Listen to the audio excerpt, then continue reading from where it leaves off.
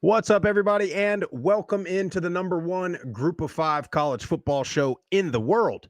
This is the Group of Five guys, and our mission is to be the voice for the Group of Five football programs, voice that the mainstream sports media absolutely refuses to be. We need your help to do that. We need you to hit the follow button on all the social media platforms at Group of Five guys. Go to YouTube, Apple Podcasts, Spotify, wherever you get your best podcasts. Subscribe to the channel. Leave a 5-star rating and a review. Most importantly, share it with your family and friends. On this episode, we must discuss the proposed 16-team college football playoff. A lot to get into with that. We'll break it down point by point. There'll be plenty more. Hope you enjoy the show.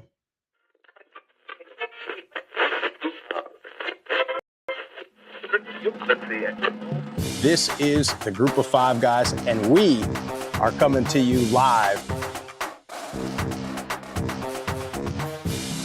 I admire how much focus and energy you're putting on this part of college football. We looked at each other, we was like, Mike, the best place to be is a Group of Five. So I'm sitting here with the Group of Five guys, right? Troy has won, it's been a winner, and it's a special place, so it's why you want the job.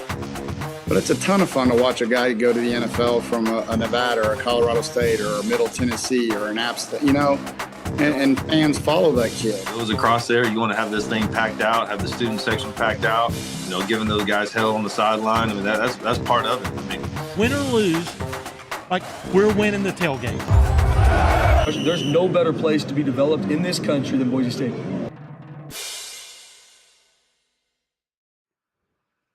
Jeff, I got a big problem. I mean, what you got there? This is a trigger point massage device, and I've got a knot in my upper mid trapezius muscle that is, I can't get it out. I mean, I've been dealing with it for like 2 weeks. Foam roller, lacrosse ball, golf ball. I got the wife standing on the back, kids jumping on the back, sleeping on the hardwood floor, and I cannot get it to go away. And it's like, you remember when Tracy McGrady used to have back spasms? Oh, yeah. That's what it's like, dude. Like, I'll feel fine, and then I'll literally walk to the bathroom, and it'll just lock up, and it feels like my whole, back is being pulled in all different directions. See, so you'll have to excuse me as You're not hydrated enough. You got to get your Baja Gold, salt, 71 minerals, just a little salt on the tongue in the morning, glass of water. I mean, Sprouse, we're in no spring chickens anymore. You can't just go into the gym and start jacking iron all you know what I mean? You can't do it. I've been lifting heavy, Jeff. That's your problem. I've been getting after it. But so you'll just have to excuse me if I have to kind of every once in a while give it a nice little shoulder roll. It also could be the fact that my back, the Florida Panthers have been carrying the entire South Florida region on their back with playoff success lately. And so that could also be why my back hurts. But I know you're worried about your Warriors, but I am locked in on the Stanley Cup playoffs right now. Well, the last time we had a show a week ago, we got a big win. I was wearing my other Warriors shirt. So we got to get the win tonight. I mean, we're down a game. We're at home. Steph's still out. He's probably not coming back till game 6. They're talking potentially. I mean, Jimmy Buckets put on a hell of a performance last game. We're gonna need him one more. We got to get one. If we can tie it back up going into Minnesota, I feel good. So you're down 2-1 right now. Down 2-1. Should have had game 3, but just kind of slipped away at the end. But that's what happens. You don't have the best player in the league. Yeah, well, yeah, I've been Panthers tied up their series 2-2 last night. Playing Toronto, which it is just exhilarating to watch. Playoff hockey is really good stuff. And just to see, because hockey media, all the former players, you see, they're Canadian too. Like, they played for Toronto. It ain't like, NBA where they played for the Lakers or the Celtics, or NFL where, whatever, they all played for the Packers or the Cowboys or something like that. But it's like the NHL, they're all these Canadian guys, and they are just distraught when the Florida team is so good. But I'll tell you this, I don't know the rules of hockey. Most of the time, I don't really know what's happening because it's very confusing to me. Sometimes, dude, they'll just light somebody up, middle of the ice, shoulder, drop them, and the announcers are like, "Oh, good hit." And then other times there'll be like kind of look like a minor like infraction, and they're in the box for 2 minutes. And so I don't get it. But one thing that I do know over the last 3 years since I've become a diehard hockey fan, um, the Panthers are not the team to try to be physical with. They are the physical team. They are the freaking bad boy Pistons. And so last night, some jackass on Toronto, 4 seconds left, the game's over. He cheap shots dude on the Panthers back into the back, a little whiplash. So word on the street, he's a marked man come game 5 in Toronto. And Kachuk, is on the Panthers. If you remember, Kachuk is the one when the U.S. was playing Canada, when the Canadians booed the anthem, and Kachuk just immediately dropped his gloves and started fighting. So he is on my team. So well, I'm just exciting praying stuff. we do not have Scott Foster again as our lead referee tonight. You know what's crazy? Well, he's a series extender though. You might need him tonight. Well, no. If you look at his record and the games he's called, and it's crazy now. We have all this data, all these analytics, right, of referees and when they've refed and how they've refed certain teams. Every time he refs the Warriors, Draymond fouled out last game. It just every call it felt like was going Minnesota's way. It's just every single freaking call. And you got Rudy Gobert, is the biggest guy in the freaking court. He's like 7'4", whatever he is. And man, he's just getting every freaking call and a rebound. It's like, what do you want the guys to do? I just don't understand. And I am an NBA guy. Like I like the NBA. Obviously, when the Heat are good, I'm more engaged. But I will say this: I watched most of the games this weekend, and they really have to stop the complaining. It's so bad, all of them. It's not just like Draymond is Draymond, but it's like immediately first foul call, and the whole team is like throwing their hands up in the air, all of them. And it's the worst thing is that the stars do it the most. Jokic, that big freaking doofus, is out there flopping around. He's so big. He's flopping around. Like, they're hurting their own. I don't know how the ratings are. I know there's some people that say the ratings are down. Some people say the ratings are better than ever. So who knows? But the flopping and the whining and complaining is very tiresome. No, I agree with you there. But I'll say this, just like NHL playoffs are one of my favorite sporting like events, I guess you could call it, series, whatever, all year long. NBA playoffs. I mean, you got it's great better. Actual competitive basketball, and it's been fun to watch. Not just the dubs, but all the games. You know what's been good, and I'll just speak to the NHL. That's what I've been watching the most of this season. It's the closest thing to me to college football, like the passion of the fans, the pops from the crowd. I mean, when there's a big hit or obviously a goal, I mean, it's just. I mean, it is world class. And then you're just on the edge of you can never, in hockey, you can never relax, ever. And, I mean, last night, they were up 1-0 the whole game. And just you thought at any second this thing could be tied or they could blow it open. And, but anyway, it's enough hockey and basketball for the show. Before we go into the show, main topic, we got to talk about Gridiron Spice. Dude, I have a problem. Because I put that varsity blend on every single thing. I put it, you know what I did? I put it on my eggs this morning. Pretty good. It was damn good on that. It's great on corn on the cob, like on the grill.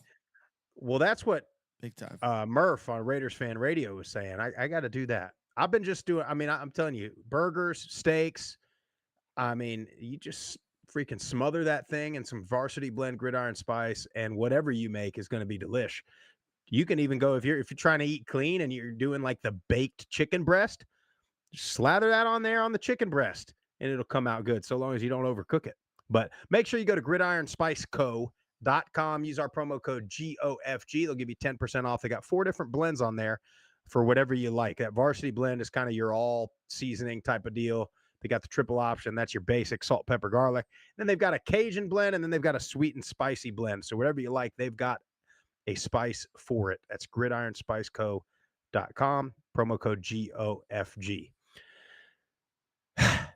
Jeff, over the weekend, we had reports of, quote, momentum growing strong for this new 16-team playoff proposal. And there's a lot of layers to this, and we're pretty much going to spend this whole show getting to every layer. I don't know how long we'll go. I was telling Jeff before the show, I could talk about this for hours without even talking about everything. We're going to try to keep it about an hour. Hope we might get through everything quick. So I don't know. We'll see how it goes. But the very first line of all the headlines were momentum growing strong within the SEC and the Big Ten. So, I'm curious here, Jeff, as I wanted to so bad wire somebody up to sit in this room so I could listen, because we don't ever hear momentum growing, SEC and Big Ten want this, but none of the 8 other conference commissioners or conferences want it, so it's likely to not happen. We don't ever hear what the other conferences think. We don't ever hear whether it's good or bad. All we hear is, at best, we hear P4 discussion, but more often than not, we hear SEC and Big Ten have decided. These 30 schools have decided for the other 130 what we're going to do. So, I mean, that's the very first question on this, right? Is what are the other conferences saying? What power do they have, if any? And, at what point do we say enough is enough? You guys decide you have your own league and we'll have ours. I think the biggest, let me answer one of the main questions is they're the two with the greatest power because they have the biggest media value out of all the conferences. So obviously that's the main reason why they're the driving factor behind this. That's where the most money's at. That's where the clicks are at. That's literally why they are driving NIL, the house settlement, like all these things that are going on in college athletics, not just football. It's mainly those two because they have all the money, and like the great philosophers of our time, the Wu-Tang Clan says, cash rules everything around me. So it's pretty clear who's driving it. It is interesting though that we've never heard any dissent from really anybody else. We've heard a little bit from the ACC and the Big 12, mainly because they're slowly finding out that they are not in that group, and they don't have very much power, and they basically kind of have to hang on the coattails of the SEC and the Big Ten for as long as they can until those two conferences essentially deem them unworthy, and they'll be split and be with us common folk, blue collar cats. You know what I mean? So I don't know when that's going to happen. As far as I understand it, all the other schools kind of need those big payouts of those big games. It all trickles down to not only the ACC and the Big 12, but the rest of the group of 5. So I don't know why they haven't banded together more, because you have a large number of schools. If you get all these schools on your side and you almost kind of make, your own, I don't want to say union, that's not the right word, but strength in numbers, guys, like band together. You're going to be able to attract a bigger TV deal when you're all together rather than separate. So I don't really know why they haven't done that. I guess poor leadership, maybe. I don't know. Well, the interesting thing about that is was it last year or the year before, they kind of had these alliances, if you will, where they were going to do these, they were going to play these big games. But I'll tell you what I think we're waiting on. I think we're waiting on a couple more dominoes to fall, because the ACC still has a little bit of brand power with Clemson and Florida State and Miami. North Carolina, a little bit, so long as they can keep Belichick's girlfriend out of the room. That's a whole nother thing, by the way. Wild. It's crazy. Wild. I mean, I don't know, mail order bride or what? I mean, what are we doing? I just don't understand. Why is she in any shape, form, or fashion? Yeah. I know nothing about her background, but why is she involved in college athletics at all? Other than Insane. being your like personal secretary. Oh, and Mr. No Nonsense, No Distraction, Bill Belichick himself is just, I mean, power of women, I guess. Telling you, man. I mean, make no mistake about it, Sprouse. At the end of the day, you know who's making decisions. Yeah. Well, That's it. anyway, so back to my point. So right, the SEC, they've got their brands. The dominoes fell with Texas and Oklahoma. I think that's the next one is right. Florida State, Clemson, Miami. They've still got the TV viewership and the brand pull that the SEC is looking for. Now, if those three leave the ACC, I mean, you're looking at Pac-12 East. You know. Yep. With that group, and then the Big 12, I mean, they've already lost their big cash cows, so not really a whole lot going on there. And you mentioned it, right? We've been saying this for a very long time. All these people, they get on Twitter and they come on our mentions. There's a bunch in our mentions when we were tweeting about this. It's, oh yeah, well, you guys aren't even close to playing this level, and then you say, well, where are you at, ACC? Where are you at, Big 12? Because you ain't in the same club as them, and we've been saying it for a very long time. There's those few schools that are running the show here, and when we get into our third point on this, I got a little conspiracy theory for the reason they've laid this thing out the way they have. Well, not only you mentioned a couple of those teams out in the ACC, but what about these programs? What about Purdue? What about Maryland, Northwest? I mean, you got teams in the bottom of the Big Ten who have not been good in a long time. Nebraska's not going anywhere solely based off of their brand recognition and their fan base. But I mean, if you look at, Rutgers, like you look at these schools, they haven't been really truly competitive in a long time. And I couldn't go into depth about, how well off, endowments of these schools are and things of that nature. But I know a lot of those schools aren't very wealthy. They're not very big schools. They don't have like a huge medical or law, program that's really keeping that university relevant. So I would say there's a large chunk of schools, not only in the Big Ten, but the SEC. I think when push comes to shove, they wouldn't make the cut. I foresee them only keeping 30 teams between the two conferences, like somewhere in that realm. So there's going to be some other schools that are going to have to figure some stuff out. Yeah, I agree with you, and we'll get to that here in a minute with my conspiracy theory. But here's the layout that has been proposed. And again, we don't know, right, how far along this is.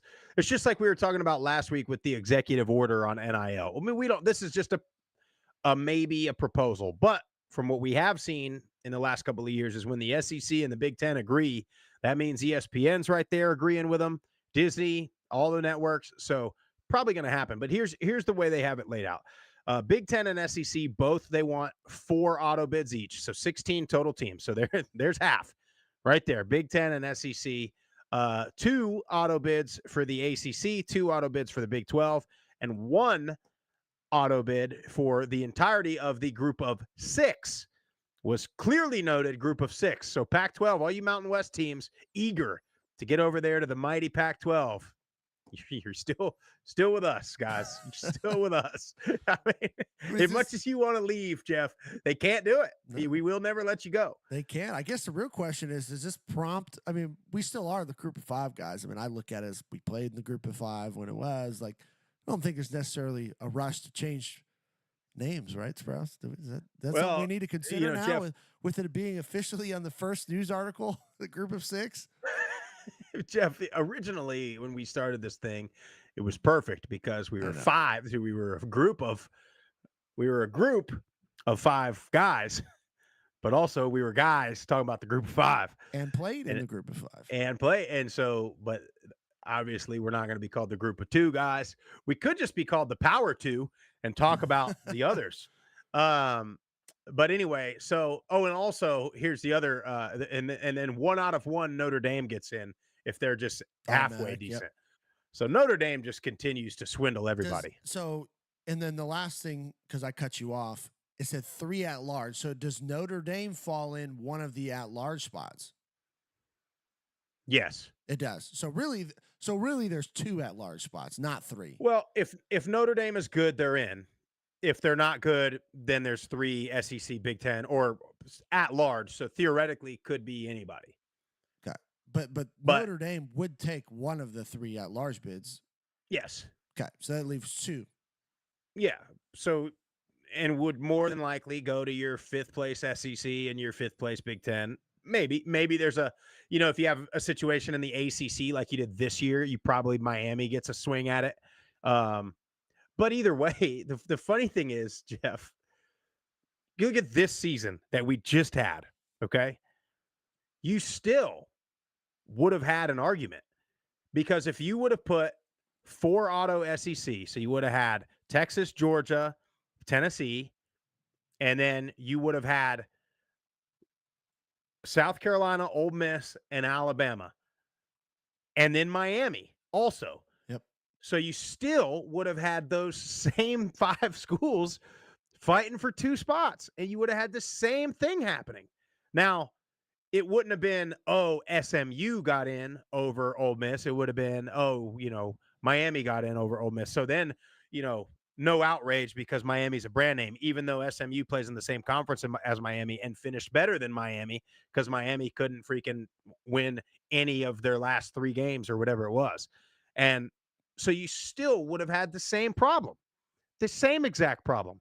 So it's one of these deals where you never will. I mean, look, and I'm fine with that. In the NCAA tournament in basketball, 68 freaking teams make it, and we still argue about who got snubbed. And we still get schools like North Carolina that get the preferential treatment even when they're not that good. But you know what I find funny about this, Jeff, is on social media, when you look at this, you have all these people that they say, oh, yeah, that's where the best ball is played. SEC, Big Ten. And you know who that comes from, Jeff? What? You don't ever see Georgia fans saying SEC. They just say, yeah, Georgia, we're good. You don't ever see Ohio State fans saying Big Ten. They say, no, we're good. Ain't worried about anybody else. It's the Missouri fan. It's the Texas A&M fan. It's the Nebraska fan. These fans that they need there to be 6 teams from the SEC for them to even sniff this thing. And they sit up there and they talk about it. And it's like we've been talking about forever, man. Again, Georgia is not up there saying SEC. They say, no, you know what? If we don't win the national championship, we failed. Not as long as somebody from our conference wins, we're going to, beat our chest about it. And so, and we talk about it all the time.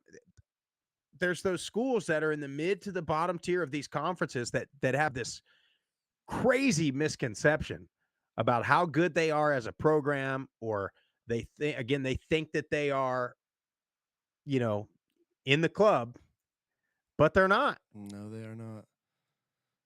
And the same goes for the Big 12 and the ACC too. And I'm telling you, this is a play simply to try to get the biggest brands from each conference in, regardless of what conference. That's all this is. They want the biggest brands. They can say they want the best 16, but that's not what they want.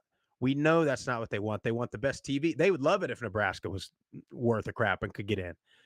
But so far, they can't even get close enough to where there's even an argument.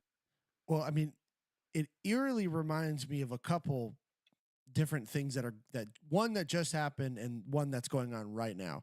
Number one, you saw this with the NCAA tournament, basketball tournament. All the SEC teams that got in, and what does that do for the entire, not only the individual schools, but the entire conference? And this is the payout structure of the college football playoff right now. Now, I assume it'd be just the same. You're just adding more teams. They may change a little bit, but here you go. Each school that makes the college football playoff gets $4 million. $4 million more for the 8 teams that advance.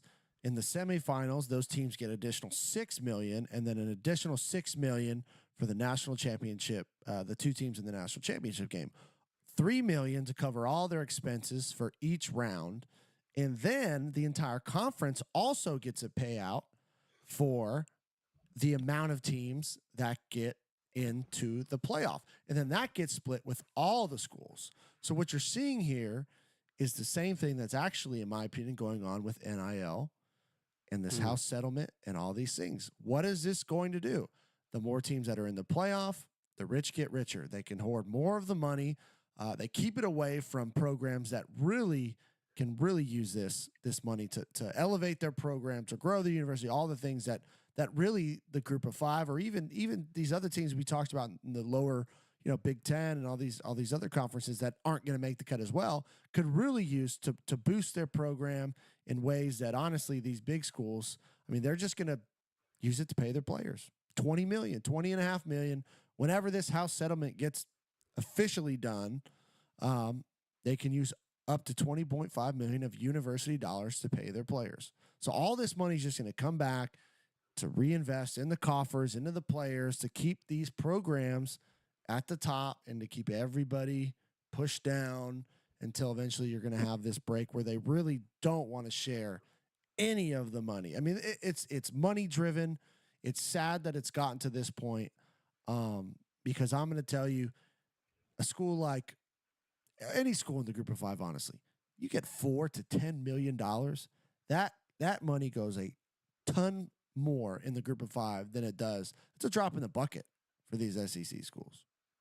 Jeff, so you're saying the people in power are hoarding the money and everybody that's left over is just like having to be content with breadcrumbs? Yep. That's exactly what I'm saying. I never thought so many people in the Southeast would support communism. Easy, Anyway. Strauss.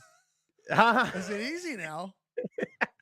Well, I mean, that's what it is. No, I mean, right? It's exactly what it is. I mean, anyway, here's the other layer to it, right? So they got these play-in games too that they want to get to. So you're going to have in the SEC and the Big Ten, the 6th place team, I'm assuming, is going to play the 3rd place team, and the 4th place team is going to play the 5th place team. Now, to me, so here's the reason for this, right? Because these conferences had to have 17, 18 freaking teams in their conference. They had to do it. They had to expand so big. So now there's always 1 or 2 teams that doesn't play anybody in the top half of the conference. So this is their way, in my opinion, 6th versus 3rd, right? So what you're going to get is a 3rd place Indiana in the Big Ten that hasn't played Ohio State. They didn't play Oregon. They don't play Michigan. And then you're going to have 6th place, I don't know, big brand Michigan that did play those teams and lost to all of them, which, that's neither here nor there. And this is these conferences' opportunity to say, as much as we want to say SEC Big Ten, sorry, Indiana, sorry, Missouri, sorry, all you guys, you are not them. And this is those conferences' plan to get, hey, let's get 9-3 LSU in there instead of 10-2 Kentucky, or let's get 8-4 Florida a chance to beat 3 seed 10-2 Mississippi State or whoever it may be. That's not as big of a TV draw as the other ones. So everybody, what they're selling this as, we're going to give everybody a chance, blah, blah, blah, more meaningful games, right? That's their argument now, but they still got to play Mercer in the last week of the season. But so that's what this is to me. This is still trying to eliminate these teams you talked about earlier. The bottom of the conference, not as big a brand, that just kind of are hanging around because they're good at baseball or something like that. And they don't want them in there either. No, they don't. And what's funny is, at least I give the Big Ten a little bit of credit. They actually play the same amount of conference games as everyone else does. What about the SEC, who still plays one less conference game than every other conference in the country? And they're still just getting away with this. And again, this is going the exact point you were going to make. Like, you made these conferences giant. Too many teams, in my opinion. But yet you still only play, 8? I think they play 8 conference games, if I'm not mistaken. One less than every other one because usually all the other conferences have, I think, 9 plus 3 non-conference, which gives you 12. I don't know. It's interesting. Jeff, we are the only sport in Western developed society that doesn't account for conference championships, right? Like, I give you a perfect example. Okay, SEC, Big Ten. Like, I'm not necessarily saying that your conference is not tougher than some of the other ones, but every sport has tougher conferences or leagues or divisions than every other conference or league or division, right? It's been like that in the NBA for a decade. The West is so much. Any of the 8 teams in the West that make the playoffs could probably win the whole thing. In the East, every year it's like, okay, well, LeBron and Wade are going to win the East, and then we'll see if they play the Spurs or the Warriors or the Mavericks or anybody else. Now we're looking at the Celtics pretty much like that. It's like, okay, which team from the West is going to play the Celtics in the finals? But we hadn't changed the rules, and we're not saying, oh, well, let's put every single team in the West in the playoff, and we'll give one team in the East a chance. I mean, that's what they're saying with this. Yeah. In the NFL, listen, the Dolphins, Bills, and Jets lost to Tom Brady for 2 decades, but they didn't change the rules because, oh, well, the 10-6 Dolphins that lost to the Patriots twice might be better than the 9-7 Seahawks that in the time was a terrible division. But they won their division, so they got in the playoff and they got a home game. We're the only sport that wants to do it this way. It's also mind-blowing the fact that my kids' 9-year-old travel baseball has it figured out on how to do a bracket. High school has it figured out. I mean, every level of football seems to have it figured out, except the top level in college football. It's so difficult to figure out that you have to do this many and do this and do that. It's really not that complicated. And I don't know. You add these play-in games, you're already complaining the season's too long. I mean, that it's running into January now, running into the NFL season, and now you're having competing NFL playoff games and college football playoff games, and there's not enough money, again, to go around. It goes back to the money. Sergeant Morhew in the chat, he says, let's just make it 24 at this point. Use the top 25, makes the P4 happy since it makes up the bulk of the top 25. Then after the conference title weekend, have 24, host 25 for the final play-in spot. Maybe the group of 6 gets, their second and third team in, maybe. I don't know. It's just, to me, it's gotten They have 24 in the FCS. Seems to work out okay. They haven't figured out, and they're playing cold-ass weather games in North Dakota on campus. Yes, they are on campus until, yep. I mean, my God. I mean, is it that difficult? No. Well, Jeff, and you mentioned something. You mentioned that, the highest level, and I think that's the problem is these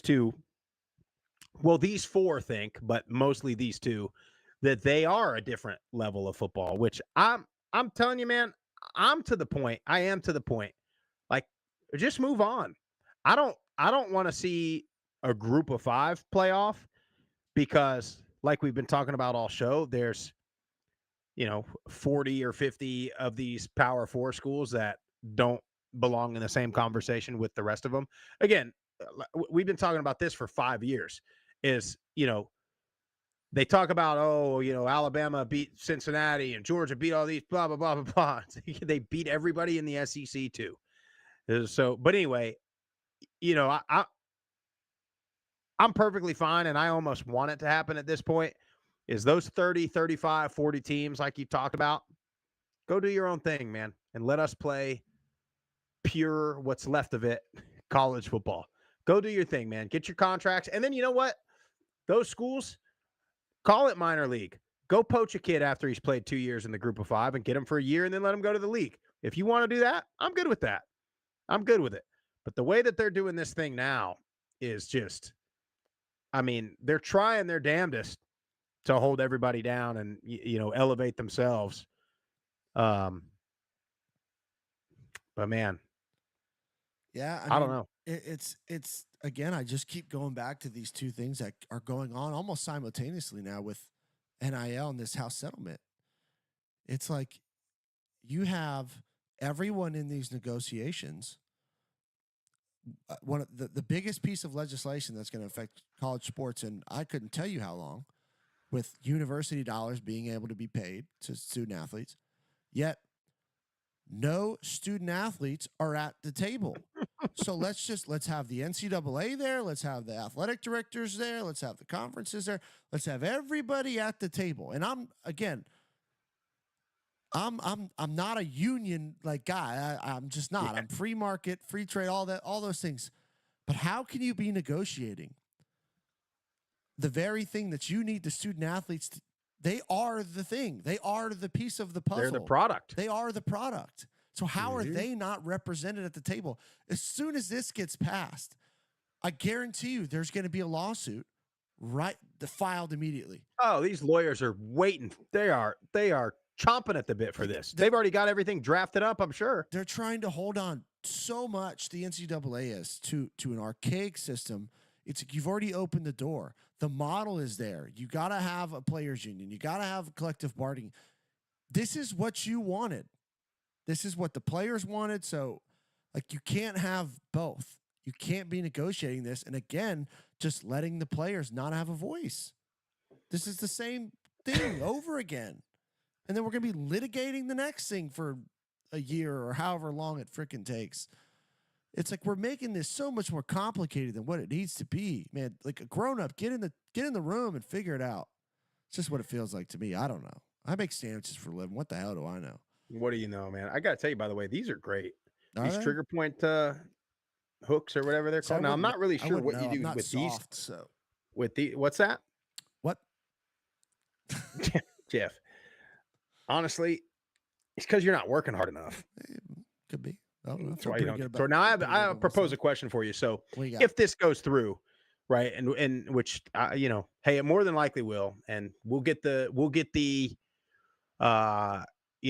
charity spot. Which, by the way, I'm not a huge fan of that either.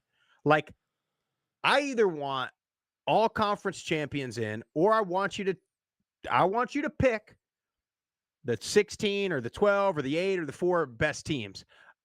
Now, the reason I think you got to have this quote unquote charity spot is because there will be so much bias and they'll never give it to you if they picked who they think is the best. But if Boise doesn't have the season that they have last year, I don't want them in the playoff. You know what I mean? Like, I don't want, if it wasn't Boise, it probably would have been West Point, which would have been good. But I don't know if I want that Tulane team in the playoff last year. You know what I'm saying? Like, now, not after the Darian, not after what they did. I just think that was more the equation than people really thought. I think so too. That and the cold weather and all that stuff. But anyway, you see what I'm saying here? Yeah. No, I don't want a charity spot of a 9-3 team getting in there. I agree. I don't want a 10-2 team getting in there. But if you're 11-1 or you're 12-0 conference champion, you're damn right they deserve to be in there. Until, again, maybe they do lose, but you got to prove to me that you're better. When we get these freaking 9-3, 8-4 SEC teams in the playoff, you've already proven you're not the best in the country.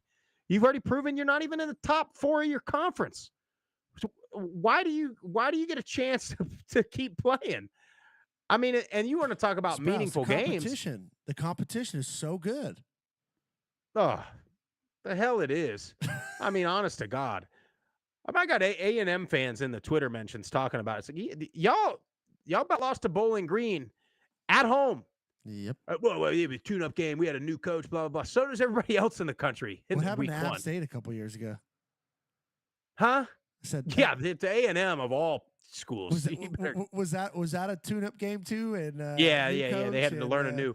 The only teams that lose those games are learning a new system. Nobody else had to go that went through the same exact freaking practice schedule as the entire 137 schools or whatever the hell it is now in the country. Nobody else got a new coach except for teams that get upset in the first week of the season, first 2-3 weeks of the season. But my question for you anyway, Jeff, if all this happens is, would you want to see a group of 5 play-in for that spot, a.k.a. Boise plays Army last year? That's a good question. I would like to see it solely based because I love matchups like that. It'd be a great freaking game of two, if we're just talking about last year, two different, dynamic teams, contrasts, all the things. But I think adding another game like that to both of those teams' schedules is going to be that'd be a brutal physical game. And I think that hurts, going into the playoff. Yeah, you mentioned those games. Only a couple of years ago, that's what we called bowl season, and it was awesome. Yep. When you get these matchups that you don't normally get, conference versus conference. The other reason that I wouldn't want to see something like that, Jeff, is because let's say last year, right? You got Army kind of teetering on the edge. You got Boise pretty safely in at that point. Well, after that game, one of them's getting eliminated. So any chance at all last year, right? If you had before Tulane lost to Memphis, everybody was saying, well, hold on now. Tulane and Boise are going to get in over the Big 12 champ. So if you would have had that last year and then one of them beats the other, you can sure as hell get rid of any chance at 2. Now, speaking of the Big 12, I don't get where they get off getting two auto bids. I agree with you. I don't know. I mean, again, I just think with the playing games, I think we're getting way too complicated for no reason. Yeah. Why don't all these other teams in your conference? Yeah. And you got a chance to make the playoff, 6th place. Why? So you've more than likely lost 4 games. Yeah. Probably in conference too. Like that's not. Remember last year, Florida had that really difficult schedule, which I believe they have damn near the same schedule again this year. And everybody was like, "Well, if they go 7-5, they get a chance to get in the playoff." Well, not if half the games you lose are in conference. So you would have, just going off of last year's, I assume it's conference standings. You would have had the 6th place Iowa Hawkeyes at 8-5. Good club. How many? They scored 27 total points the whole year. 8-5. Good offense. Playing against your Penn State 13 and 2 or whatever it was, Nittany Lions. I mean, and then who was the 5th? 10-3, Fighting Illini. Illinois. Okay. Which they were 10-2. I think that one of those is their bowl game. But yeah. Illinois went 10-2 last year. Yeah. Boy, that right there, Jeff, is a perfect example. What did they finish ranked? Illinois. Are you looking at that right now? 20-something probably. I don't think they were. Well, this isn't showing the ranking. Hold on, give me a second. My point is, all the 10-2 teams that were arguing about that final spot, and nobody made a mention of Illinois getting in there in the mighty Big Ten. With a 10-2 record in the mighty big world-class elite Big Ten. Why? Oh, they don't have the TV viewership. They don't have the brand name as some of the other ones. It's plain and simple. It's so obvious how, I mean, hell, this spring, they flat out came out and said 20th. That TV ratings would 20th, spot on. I mean, they flat out came out and said in this spring that TV ratings could play a part in the seedings. I know. Well, of course they will. Of course they will. The other question is, so you're going to have these play-in games. So your top 4, that's your 4 auto bids are placed solely on the standings. It seems. Yeah, I mean that's what it seems like to me. I mean there's no way CFP ranking, right? Well. No, it's got to be the standings, because if it was the CFP ranking, then they wouldn't do this play-in game, because the CFP ranking is never going to rank 10-2 Missouri over 9-4. So then why LSU? So they're going to not do the CFP rankings anymore? What's the point of having? Oh, surely they'll do that for the seeding. See, for this the is just- seating and for the we're at just large. making For the this at so- large. we're Yeah, just making dude. this We're just so fitting it. ridiculous. Well, and here's what's going to happen is like you're you're just going to change it again when some narrative that you're trying to push doesn't come to fruition this year. Exactly. You know what I'm saying? When that sixth place play-in team is the bad team and they upset the third place big brand, then then there's gonna be panic. And they're gonna have to change it again. Sergeant Moriu, he goes, let's just make it like American Idol. Let us text the vote for the at-large spots. I wish they could. I mean, you might as well at this point. I wish they had a way, Jeff, to he reminded me of it with that American Idol comment. You know, you ever watch The Voice where they I've seen turn it. their chairs around, right? I wish they had a way to watch the games where like they could somehow make it to where you couldn't see what teams were playing. Like you just made it black and white, like Yeah. took out any logos, took out anything, like, and you just didn't know who was playing. Like to see these guys do that, see that committee make their rankings there. Be hard to judge, Sprouse, for those guys. Now, here's the last thing that I have for this show, Jeff, because What you got? I think that Army Boise State game would have been pretty damn incredible. But my other question is, so I got to thinking about, we've had two Group of Five teams make the playoff. This year's Boise State team and then 2021 Cincinnati team. Hypothetical, who wins that game? If they're in a play-in, 2021 Cincinnati, who made the 4-team playoff, by the way, and lost by 21 to Alabama, or 2024 Boise State, Mountain West champs, 1 loss in the regular season, lose to Penn State in the playoff. That's a tough question because Cincinnati's defense, I thought that was Sauce Gardner, correct? That was Sauce. That was Kobe Bryant on the other side. Yeah, you had that was Majay, something or other, Majay, defensive Sanders, end. Yeah, that's a tough one because Bama ended up running it all over them. You want to say that Genty would have had a field day, but then you had Desmond Ritter on the other side who didn't play well in that game, but all year long he was one of the best quarterbacks in the country.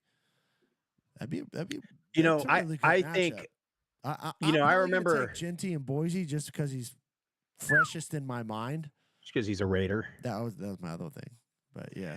You know, I remember previewing that Cincinnati Bama game, and we said the only chance that Cincinnati has is if they do to Bama what Penn State did to Boise State, which was stack the box and let your corners, who were both NFL guys, Sauce obviously first round pick, Kobe Bryant, damn good player too, let them go one-on-one. Now, what was that? That was freaking Bama had some receivers. I don't even remember who they had. Remember who their Devontae Smith, I think, was their number one, wasn't it? Sounds about right. So I say all that to say we were right. We were. But they didn't freaking do that ever. And they never adjusted, which drove me off the wall. They just never changed and just let Bama 8 yards a pop all game long. And to be honest with you, Bama could have kept doing it, but then whoever their coordinator was tried to get cute, like all them idiots do, and start throwing the ball when they didn't really do that well. And that's why that game was as close as it was, 27-6, which, by the way, is the average margin of victory for Nick Saban across the entirety of his career. So everybody that does that include SEC? Oh, yes, it does, Jeff Murphy. Yes, it does. And matter of fact, that same year, if I'm correct, I want to say they beat. What did we just say they play 8 SEC games a year? Yes. 7, 8, 9, 8, I believe. 8. I believe they beat 5 of the 8 by 3 touchdowns or more that year. Anyway, I think Cincinnati would have been able to. They wouldn't have been scared to stack the box against Boise. Now, obviously, Boise was a lot more one-dimensional than that Alabama team. What year was that? Was that 2022? I I don't know when the game was. It was the 2021 season, so that game might have been January 1st or something, but it's 2021. I see it. Yep, 2021. Since he had a good squad too, though. They did. I mean, Desmond Ritter, they had that running back Ford, they had Alec Pierce on the outside. Huh. They had that tight end Wiley. Beat Tennessee 52-24. Mississippi State 49-9 that year. Really? Ole Miss 42-21. Really? Oh, interesting. Miami 44-13. Interesting. Wow. Isn't that something? But Cincinnati was the only problem. That was the only one that was like, these guys just don't belong. But that great Auburn team, they won in 4 overtimes, though. You know what else is funny? If you remember that year, that was that was the year that who beat Michigan? I don't remember. In 2021? Or yeah, right? It wasn't it. Yeah, because all the Michigan fans were on Twitter talking about this is why blah blah blah group of 5 doesn't belong. And then Michigan just got absolutely smacked by whoever they played.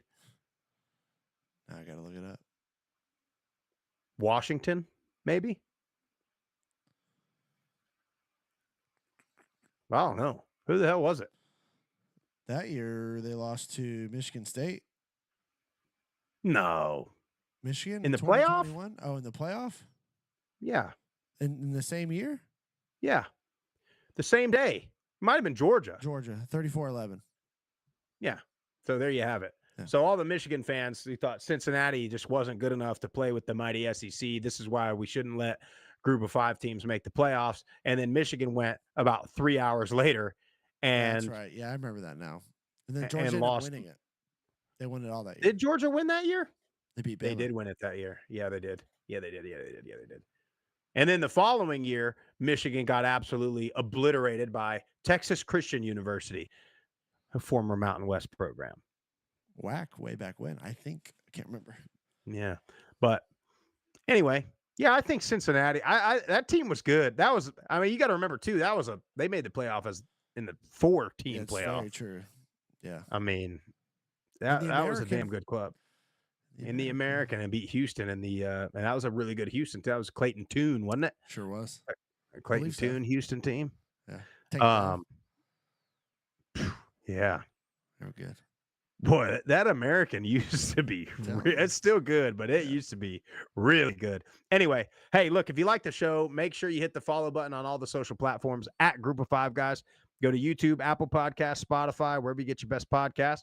Subscribe to the channel. Leave a 5-star rating and a review. Most importantly, tell your family and friends all about the show. Or you can go to group5guys.com, get you some Group of 5 Guys swag. That's all we got for you guys today. You can check out any of our previous shows or interviews on the YouTube channel. Have a great rest of your week.